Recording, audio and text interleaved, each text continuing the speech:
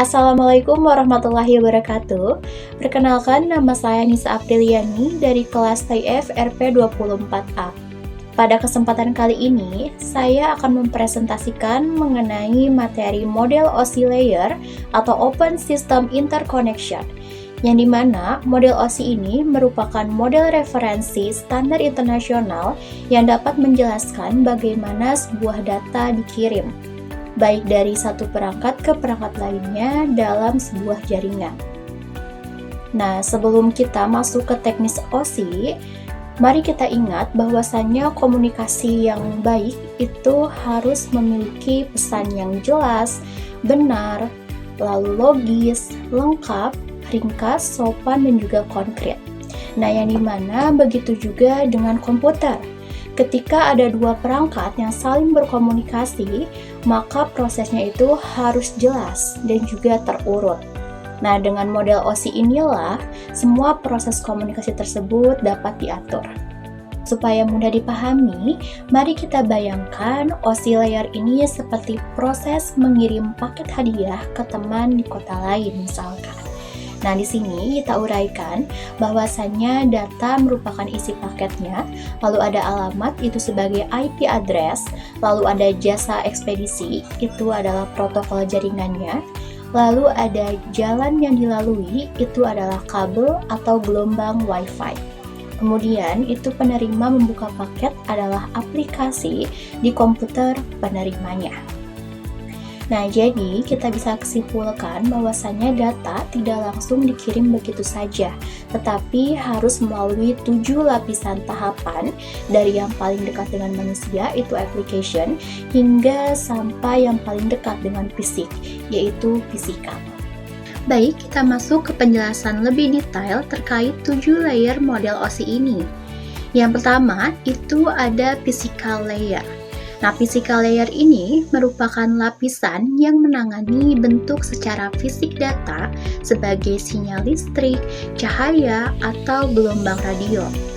Nah, physical layer ini berfungsi untuk mengirimkan bit-bit data melalui media seperti kabel UTP, fiber optik, ataupun Wi-Fi. Nah, contoh dari protokol jaringannya yaitu ada kabel dan juga nirkabel. Nah, analogikan, ini tuh seperti jalan raya tempat kurir mengantarkan paket. Tanpa adanya jalan, paket tidak bisa bergerak. Lalu kita lanjut yang kedua, itu ada data link layer. Nah, data link layer ini merupakan lapisan yang bertanggung jawab atas pengemasan data menjadi frame dan memastikan tidak ada kesalahan saat pengiriman antar perangkat dalam satu jaringan. Nah, data link layer ini memiliki fungsi yang dimana dapat memberikan alamat MAC dan mendeteksi error sederhana. Nah, kita bisa lihat contoh protokol dari jaringannya yaitu ada Ethernet dan juga PPP atau Point-to-Point Protocol. Nah, kita bisa analogikan paket ini dibungkus rapi dan diberi label nama pengirim dan penerimanya agar tidak tertukar selama perjalanan dalam gudang. Nah, ini analogi data linknya. Nah, lalu selanjutnya kita masuk ke layer ketiga, yaitu network layer, yang merupakan lapisan yang mengatur pengalamatan IP dan juga menentukan rute terbaik yang dilalui data menuju tujuan.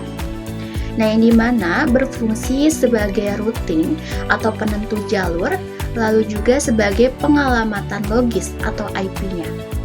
Nah, dari contoh protokol jaringannya, yaitu ada IP dan juga ICMP.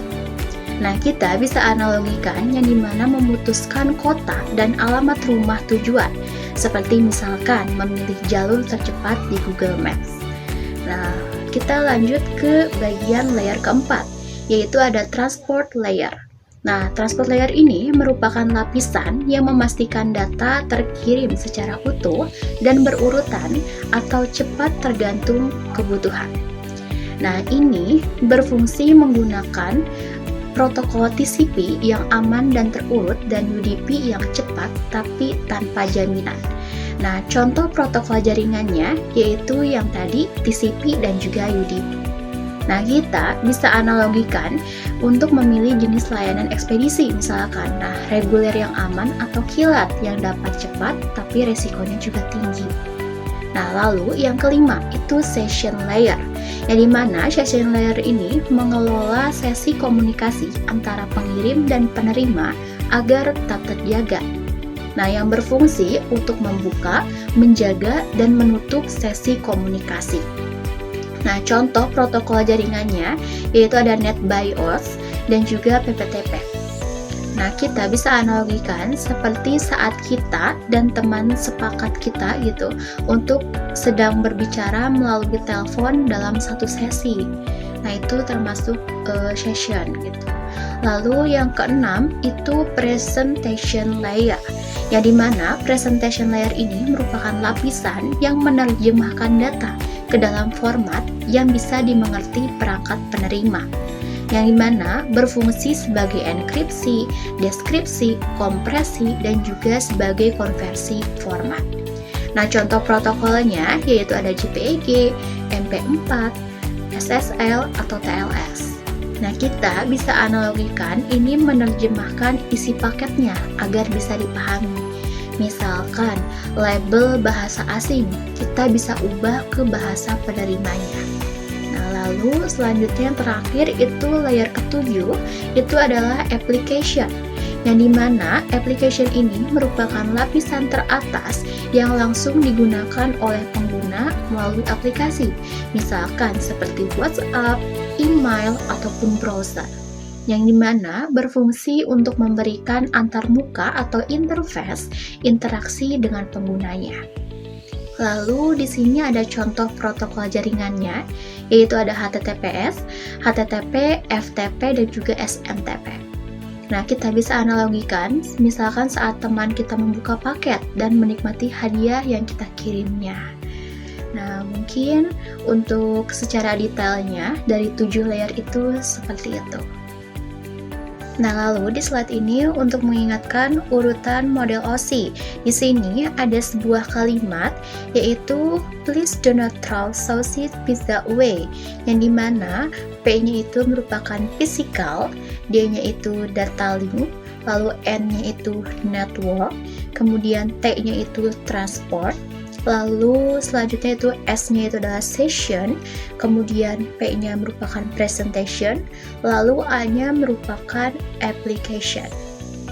Baik, kita masuk ke kesimpulan. Jadi, model OSI layer ini adalah kerangka referensi yang menjelaskan bagaimana data dikirim dan diterima melalui 7 tahapan yang saling terstruktur, mulai dari lapisan aplikasi hingga lapisan fisik. Nah, setiap layer memiliki fungsi khusus untuk memastikan data dikemas, diberi alamat, dikirim dengan aman, dan juga diterima dengan benar. Mirip halnya seperti proses pengiriman paket ekspedisi, yang dimana dengan memahami OSI, kita dapat lebih mudah mengerti cara kerja jaringan komputer dan menganalisis masalah komunikasi data secara sistematis. Mungkin cukup sekian pemaparan materi dari saya terkait model OSI layer ini. Mohon maaf bila ada salah kata dan penyampaian. Saya ucapkan terima kasih. Wassalamualaikum warahmatullahi wabarakatuh.